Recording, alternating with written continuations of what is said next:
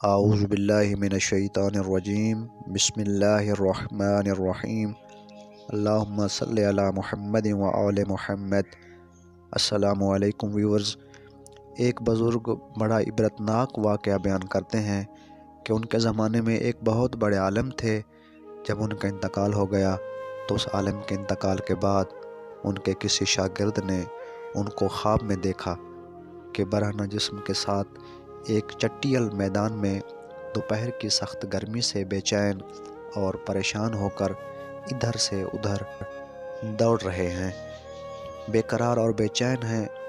اس شاگرد نے ان سے پوچھا کہ حضرت، آپ نے تو ساری زندگی اطاعت و عبادات اور خدمت دین میں گزاری، مخلوق کی اصلاح اور تربیت میں گزاری، کیا ان میں سے کوئی عبادت قبول نہیں ہوئی؟ انہوں نے جواب میں ارشاد فرمایا، ایسا نہیں ہے، بلکہ اللہ تعالیٰ نے جن اعمال صالح کی توفیق دی تھی وہ سب قبول ہو گئے ہیں، لیکن جس عذاب میں مبتلا ہوں وہ ایک سوئی کی وجہ سے ہو رہا ہے۔ شاگرد نے پوچھا، وہ کیسے؟ انہوں نے جواب دیا کہ انتقال سے چند روز پہلے میں اپنا کپڑا سینے کے لیے اپنے ایک پڑوسی سے سوئی مانگ لایا تھا، اور پھر کپڑا سی کر سوئی الماری میں رکھ دی اور واپس کرنا بھول گیا، اور اس کے بعد میرا انتقال ہو گیا۔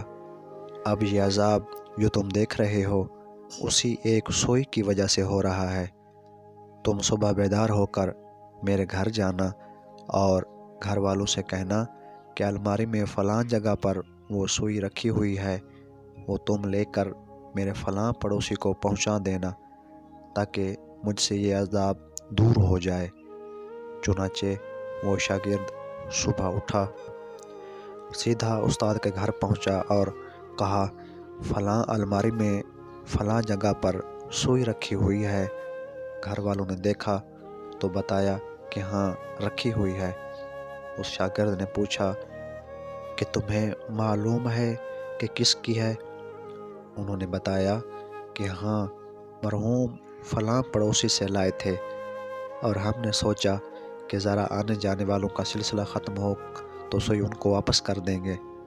شاگرد نے بتایا کہ میں نے ان کو خواب میں دیکھا ہے کہ وہ اس سوئی کی وجہ سے عذاب میں مبتلا ہیں، اس لیے وہ سوئی تم مجھے دو تاکہ میں جلدی سے ان کو واپس کر دوں اور ان کی طرف سے تاخیر کی بھی معافی مانگ لوں۔ چنانچہ اس شاگرد نے وہ سوئی لے کر پڑوسی کو واپس کر دی اور ان کو بتایا کہ حضرت کو اس سوئی کی وجہ سے عذاب ہو رہا ہے۔ وہ پڑوسی بھی یہ سن کر رونے لگا کہ کتنی معمولی سی چیز کی وجہ سے ان کو عذاب ہو رہا ہے۔ میں نے اللہ کے لیے ان کو معاف کر دیا، یا اللہ آپ بھی اپنی رحمت سے ان کو معاف فرما دیں اور ان کا عذاب دور فرما دیں۔ وہ شاگرد کہتے ہیں کہ جب رات کو میں سویا تو پھر دوبارہ میں نے ان کو خواب میں دیکھا، لیکن اب کی بار منظر ہی کچھ اور تھا۔ اب حضرت ایک خوبصورت اور سرسبز و شاداب باغ کے بیچوں بیچ ایک مسہری پر آرام فرما ہے۔ چاروں طرف خدام موجود ہیں، پھلوں اور پھولوں کے درخت لگے ہوئے ہیں، ٹھنڈی ٹھنڈی ہوائیں چل رہی ہیں۔ میں نے قریب جا کر ان کو سلام کیا اور پوچھا کہ اب کیا حال ہے؟